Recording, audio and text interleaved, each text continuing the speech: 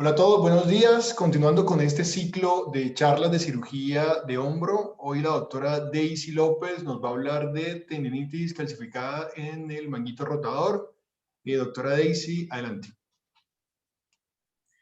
Bueno, el día de hoy vamos a hablar acerca de la tendinitis calcificada del manguito rotador, dado un caso que asistió a consulta por ortopedia. Este caso es un paciente de 46 años, quien ingresa por un cuadro de aproximadamente un mes de evolución de dolor súbito luego de realizar actividad física, practica tenis, y el dolor era súbito en el hombro izquierdo con limitación para la movilidad. Asistió inicialmente a consulta por medicina general, donde practicaron algunas pruebas al examen físico y tomaron un diagnóstico como una tendinitis del supraespinoso. Inicialmente dieron manejo analgésico, antiinflamatorio y terapia física. Sin embargo, el paciente, después de un mes de este tratamiento, persistía con el dolor, el aumento del dolor era predominantemente nocturno, y dado eso tomaron estas imágenes. Con estas imágenes se da un diagnóstico de una tendinitis calcificante del hombro izquierdo, y ya vamos a ver cómo, a raíz de este diagnóstico, qué es lo que nos preguntan los pacientes, qué es esa patología, qué tan frecuente es que pase, por qué pasa esto, cuánto dura, si va a haber o no una mejoría, qué opciones de tratamiento hay y si realmente sirven estos tratamientos. Y es lo que vamos a evaluar o lo que vamos a estudiar en el transcurso de esta charla. Entonces, la charla es tendinitis calcificante del manguito rotador. ¿Qué es la tendinitis calcificante? Es la presencia de depósitos de calcio en el manguito rotador o en la bursa subacromiosubdeltoidea. Y en cuanto a cifras, entonces tenemos que es de 2.5 al 7.5% en la población adulta, generalmente es de predominio en mujeres hasta el 70%, y la edad promedio de aparición de esta entidad es de 40 a 50 años. Del 10 al 20% podemos tener un compromiso bilateral y únicamente un 20% puede ser asintomático. En cuanto a la localización, es de predominio en el tendón del supraespinoso en un 80%, en un 15% en el infraespinoso y un 5% en el tendón del subescapular. ¿Por qué y cómo se da esto? Es algo que viene estudiándose ya desde 1938 y que todavía no tiene una conclusión definitiva.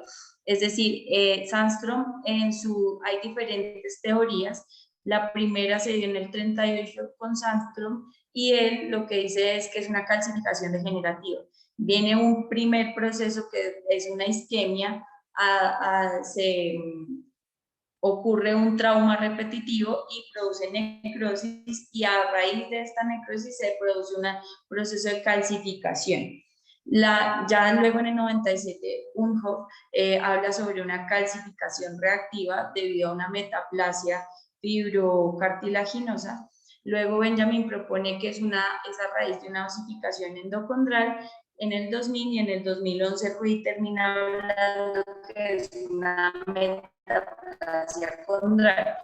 Todas son teorías que, si bien ninguna de estas está completamente aceptada, todas hablan de una fisiopatología, un mecanismo fisiopatológico, digamos que común a qué, y es este cuadro del que se habla, y es que puede haber una lesión traumática aguda o por sobreuso, o una lesión inducida biomecánicamente, o una lesión quirúrgica.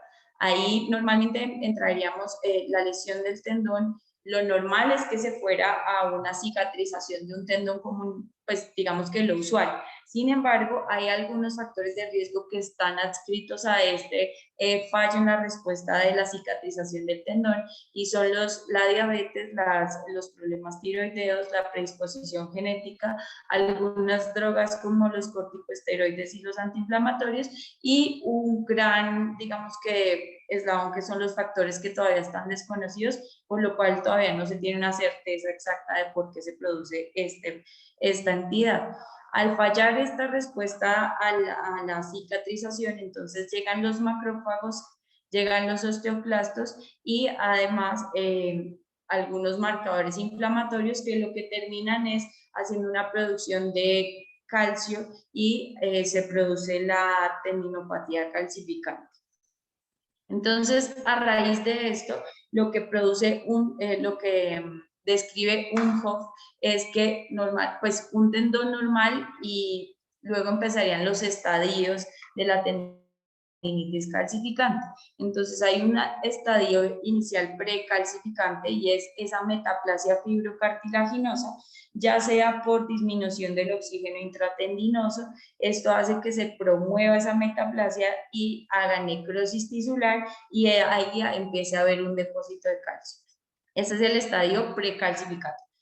Ahora, luego viene el estadio calcificante, que se divide en 3 fases. En las fases de formación de calcio, en el periodo de reposo y en una fase resortiva. Este estadio calcificante y el postcalcificante son los que en donde más se produce dolor, y ya como tal en el estadio postcalcificante, en este estadio empieza a haber resorción y empieza a haber digamos que una disminución, una remodelación de los depósitos de calcio por medio de fibroblastos y por medio de un cambio de los tejidos de granulación. Estos son los 3 estadios grandes que se describen para esta tendinitis calcificante, y esto nos va a servir, entenderlo nos sirve para mirar cómo se clasifica radiológicamente esta entidad. Entonces, a raíz de estos estadios, lo que ellos quieren es clasificarlo en tamaño, en densidad, en la homogeneidad del depósito de calcio y en la regularidad de este depósito de calcio. Entonces, han habido pues diferentes intentos de clasificarlo. Todos lo que hacen es que tienen en cuenta, digamos, de menor a mayor, digamos, en tipo A, tipo 1, tipo 2, tipo A, B, C, D, o tipo 1, 2, 3, y lo que quieren es saber qué tan definida está la calcificación, qué tan homogénea está y qué tan regular está. A medida que va bajando la clasificación, lo que va mostrando es que el estadio también va pasando de calcificación a postcalcificación, y lo que va mostrando en las imágenes es que empiezan a ver esa resorción, empieza a haber fragmentación y el depósito de calcio va a ser más heterogéneo. Entonces, estas clasificaciones lo relacionan con el estadio que ya les venía contando y también nos ayudan a definir el tratamiento. Cuando hablan de definir tratamiento, básicamente es que para los estadios de calcificación y postcalcificación, que es donde más dolor hay, digamos que el tratamiento es más manejo conservador, mientras que cuando están los nódulos de calcio están mucho más densos, ahí hay otras propuestas de tratamiento, no solamente conservadoras, sino un poco más invasivas, que ya veremos más adelante. Y adicionalmente clasificarlo según el tamaño, en menos de 0,5, de 0,5 a 1,5 y más de 1,5, también nos da, digamos, que una relación en qué estadio estamos, y adicional en la sintomatología, porque hablan que nódulos y que depósitos de calcio de más de 1,5 son los que más producen síntomas, y adicionalmente algunos procedimientos que están destinados para ayudar con esta entidad no se indican en calcificaciones de menos de 0,5 centímetros. Luego, digamos que estas clasificaciones nos podrían ayudar a definir el estadio y a definir en parte el tratamiento para la entidad. En cuanto a las imágenes, entonces el gol estándar realmente es la radiografía convencional, que nos va a mostrar en qué etapa y cómo es la caracterización de esa calcificación. Nos ayuda con el diagnóstico y nos ayuda con el seguimiento. Además, pues lo que les mostraba anteriormente se relaciona con los estadios fisiopatológicos. El problema con la radiografía convencional y en general con todas las imágenes es que tienen una pobre asociación entre el tamaño y la sintomatología. Digamos que los de más de 1,5 sí está relacionado con que tiene más síntomas, pero ese espectro de ahí para abajo no tiene una buena correlación entre el tamaño y la sintomatología.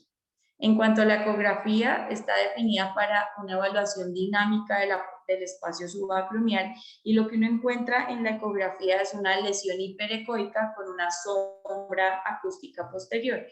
Eso también tiene algunos estadios, y es que a medida que la lesión se vuelve más hiperecoica, es que tiene más calcio y produce una mayor sombra acústica posterior.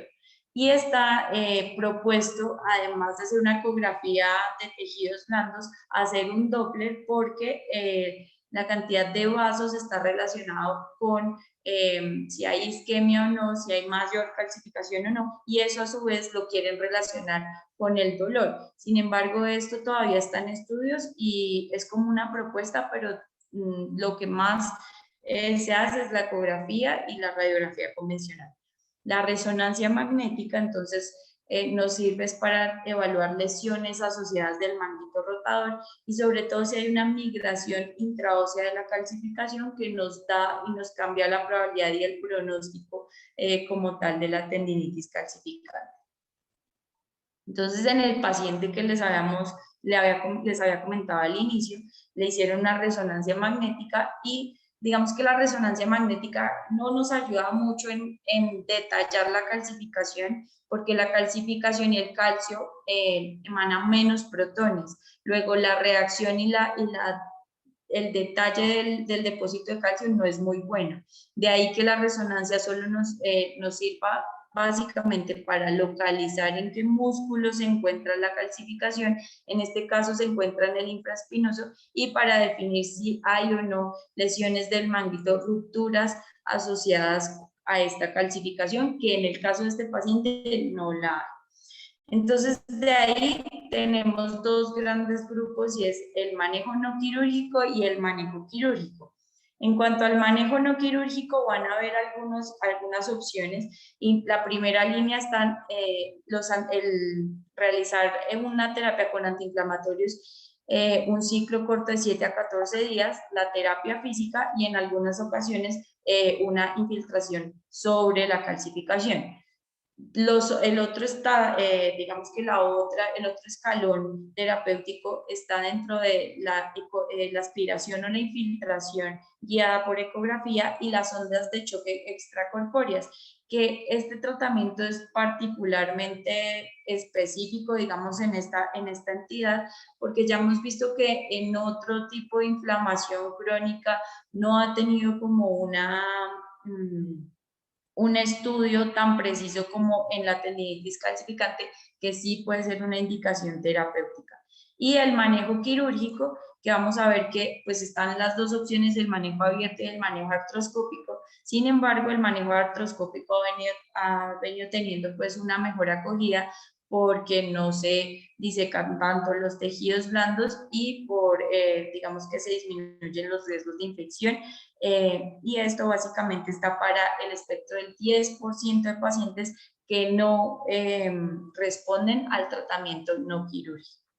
Entonces, en cuanto al tratamiento no quirúrgico, la línea inicial está determinada por un ciclo corto de antiinflamatorios no esteroideos, el inicio de terapia física y el corticoide intramuscular, o digamos que también está definido también con el corticoide sobre la lesión.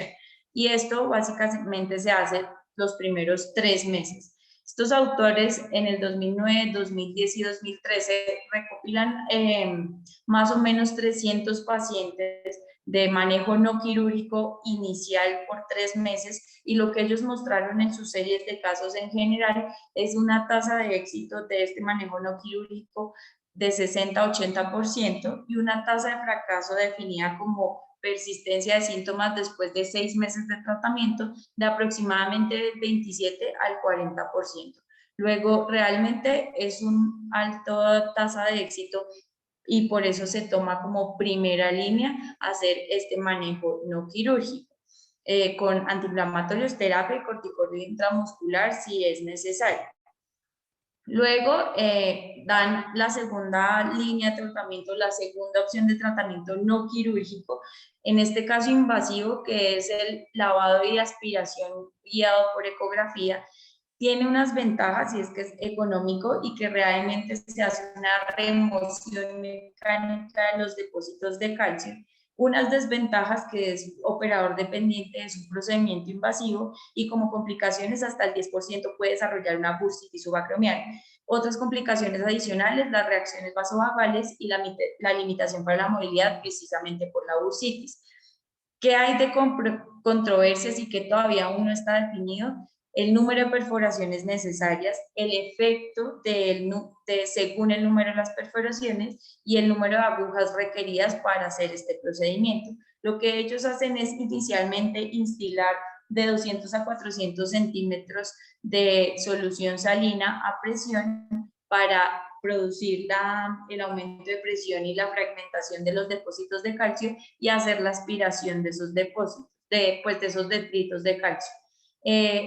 En las series que están descritos este tratamiento hay unas tasas de éxito de 90% a un año y una mejoría del dolor hasta del 55%. Luego ellos hablan que es un procedimiento que podría hacerse en conjunto con la primera línea para mejorar el dolor y aumentar las tasas de éxito. Este ensayo clínico de 287 pacientes no aleatorizado lo que quiere mostrar es cómo en el primer año si hay una diferencia estadísticamente significativa entre no tratar a los pacientes, tratarlos solamente con el manejo de terapia física, antiinflamatorios o tratarlos con el procedimiento guiado por ecografía y muestran unas diferencias estadísticamente significativas al mes, a los 3 meses y al año en cuanto a mejoría del dolor inicial baja hasta 4.5 el dolor y en cuanto a la escala de Constant que llegan a tener hasta un 91% de funcionalidad. Sin embargo, en cuanto a los 5 y a los 10 años, se dan cuenta que realmente esta mejoría no es estadísticamente significativa entre los dos grupos. Esto es en cuanto este estudio solamente muestra tratar y no tratar con aspiración guiada por ecografía. Ahora vienen las ondas de choque extracorpóreas. La ventaja de este procedimiento es que no es invasivo y hablan de un alto nivel de evidencia en cuanto a que hay varios estudios aleatorizados comparándolos con placebo. Sin embargo, pues, ¿qué desventajas tiene? Que el procedimiento es doloroso, que hay reacciones locales descritas hasta en un 20% y realmente la disponibilidad, digamos que los estudios que muestran son estudios no colombianos, pero lo que ellos dicen es que la disponibilidad en los seguros, en las EPS no hay disponibilidad y que son procedimientos que son costosos, que más o menos una sesión se lleva más o menos en $100 la sesión y aún hay controversias en cuanto a qué tanta densidad de flujo se necesita, el número de pulsos y el número de sesiones para tener una adecuada respuesta al tratamiento. Y en estas ondas de choque extracorpórea, ¿cuál es el mecanismo fisiopatológico? Y lo que quieren es que estos pulsos repetitivos sobre el hombro afectado inducen la fragmentación de los depósitos de calcio, aumentan la presión y ya se ha visto que las ondas de choque extracorpóreas producen una neovascularización y esa neovascularización lo que va a hacer quimiotaxis de leucocitos y de fagocitos que lo que hacen es fagocitar todos estos depósitos de calcio. Por eso dicen pues que estas ondas de choque extracorpórea sí tienen una cabida y muy importante en esta entidad. El tratamiento quirúrgico del que les hablaba, pues es el tratamiento artroscópico. Aquí hay dos series, una en la que lo que muestran es cómo hacen el tratamiento artroscópico y a la vez identifican la calcificación bajo ecografía y lo que ellos muestran es un seguimiento a 9 meses donde disminuye casi 5 puntos la escala análoga del dolor y aumenta en casi 40% la función del paciente, la función del hombro del paciente, pero ellos lo que querían mirar era si la ecografía realmente ayudaba a mejorar, digamos que el resultado, pero no hay diferencias significativas en función, pero sí en el tiempo quirúrgico, porque Al localizar con la ecografía la calcificación, era mucho más fácil luego localizarla en artroscopia. Y Clemenel del 2015 lo que quiere mostrar es si solamente es necesario el debridamiento de la calcificación o si adicional la descompresión subacromial nos va a mejorar los resultados funcionales. Y este segmento se hizo un año, lo que se dieron cuenta es que realmente no hay una diferencia entre adicionar o no la descompresión subacromial, y lo que hacen es que si disminuye en 4 puntos la escáneula análoga del dolor y en 20 puntos el DASH y en 35 puntos el constant lo mejora. Entonces, digamos que el tratamiento quirúrgico, todos estos tratamientos por aparte, sin haberlos mezclado, muestran una alta mejoría en escala análoga del dolor y en función más o menos a un año. Entonces, teniéndolos todos por aparte, ahora la pregunta es cuál es mejor de todos. Y se han hecho revisiones sistemáticas para definir eso. Hay revisión sistemática para definir entre cuál es mejor, entre el aspirado guiado por ecografía o las ondas de choque extracorpórea. Esta revisión sistemática del 2019 incluyó 8 ensayos clínicos aleatorizados, en total 617 casos, y lo que muestran es que en cuanto al dolor, a 3 y a 6 meses no hay diferencia, sin embargo, a 12 meses la diferencia se va a favor del aspirado, aunque en esta parte del dolor la diferencia a los 12 meses entre aspirado y ondas de choque extracorpóreas únicamente son 2 puntos. No sabría uno si clínicamente eso sí hace una diferencia. La tasa de desaparición de la calcificación va a favor del aspirado guiado por ecografía, con un riesgo relativo de 1.73 en comparación a las ondas de choque extracorpóreal, luego sería un poco más eficaz en la desaparición de la calcificación el aspirado. Y en cuanto a una necesidad de nueva cirugía, también va a favor del aspirado en lugar de las ondas de choque extracorpóreo. En cuanto a complicaciones, no había ninguna diferencia estadísticamente significativa. Esta revisión sistemática que muestra pues que ligeramente se podría ir uno a favor del aspirado guiado por ecografía. Sin embargo, ellos dicen que todos estos revisiones, pues la revisión sistemática mostró que todos estos estudios no muestran unos desenlaces que sean homogéneos para comparar, únicamente estos 4, luego necesitan más ensayos clínicos aleatorizados que nos muestren si hay alguna otra superioridad diferente a lo que muestran aquí.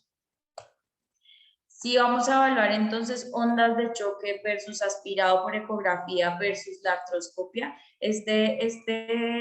revisión sistemática se hizo en 2015 con un estudio de seguimiento muy pequeño, pues el seguimiento mínimo fue de 6 meses, el máximo fue a un año, y encontraron 22 estudios que recopilaban más o menos 1.258 hombros, y todos encontraban que pues definitivamente todos estos procedimientos mejoraban el score de Constant a un año entre 23 a 45 puntos, pero mostraban que el aspirado por ecografía daba un 17% de conversión a artroscopia y una falla clínica en 28% de los casos a 6 meses. Luego todavía no hay un estudio que nos muestre que haya una superioridad en alguno de estos procedimientos. Y este cuadro lo que muestran es básicamente las complicaciones en cada uno de los procedimientos. En cuanto a las ondas de choque, lo que más frecuentemente refieren es el dolor y las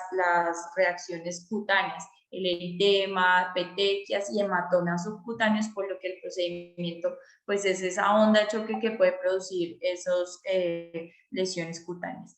En cuanto a la ecografía, los aspirados guiados por ecografía, lo que más muestran es el dolor, las reacciones vagales que son raras, pero muestran como hasta un 5% de bursitis subacromial y puede haber hasta un 2.4% de hombro congelado. Y en cuanto a la artroscopia, los manejos con artroscopia, que eran más o menos 346 pacientes, hablaban pues era más que todo el dolor y hasta un 3.7% de hombro congelado y lesiones parciales por el debridamiento del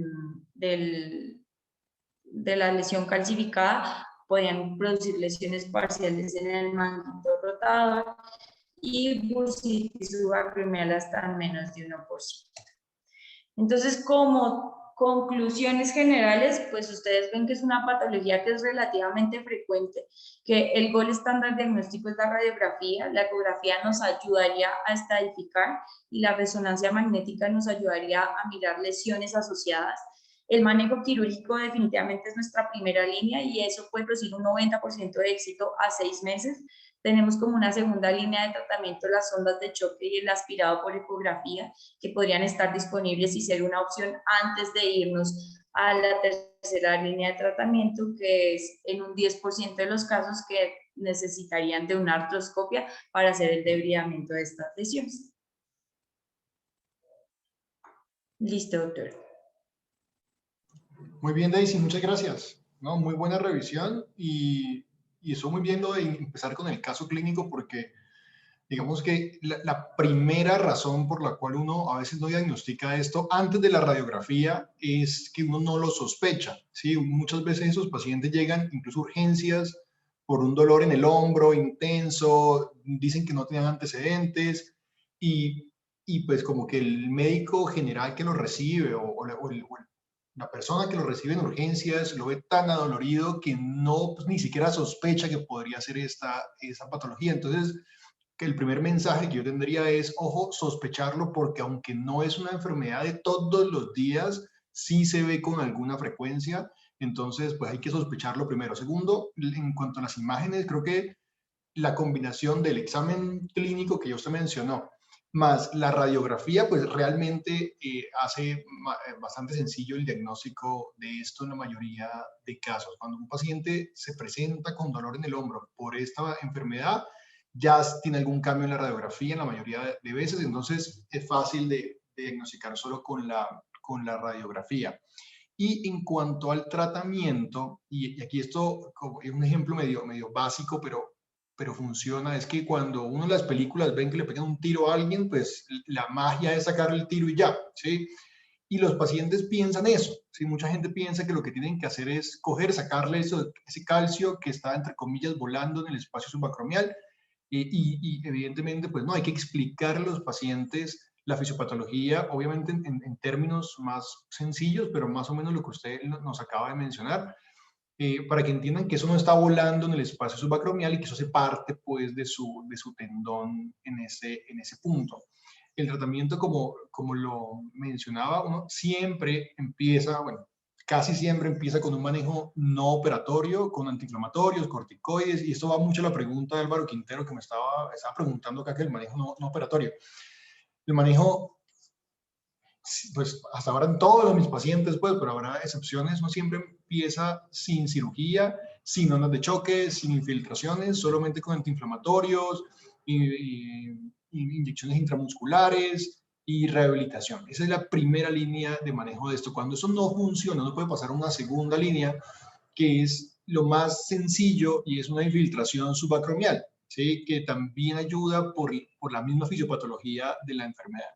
Y cuando esto no funciona es cuando se abre como la baraja de qué más hacer. Si uno salta una vez a la artroscopia, ¿sí? y libera, descomprime y saca lo que esté, digamos, en el espacio subacromial o incluso en el tendón, como que uno va sacando el depósito pues, de calcio, o si se espera y hace un tratamiento con ondas de choque o con aspirada. ¿Sí? Esa baraja de posibilidades, la gran mayoría de veces uno la discute con los pacientes y por supuesto las personas casi siempre optan por un manejo intermedio que es la onda de choque o el aspirado. Entonces ahí es cuando yo ofrecería esto y solo en este caso, digamos, las ondas de choque son muy poco utilizadas o tienen poca evidencia sólida en muchas enfermedades en el hombro y en el codo, pero en esto sí tienen una buena evidencia, como la doctora Daisy nos mencionó.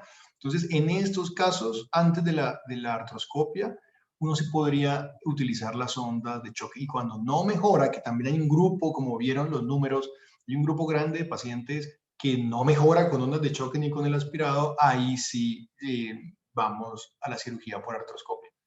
Entonces, eso pues, espero que resuelva su pregunta, doctor Quintero. ¿Hay alguna otra pregunta? Luciano está levantando la mano.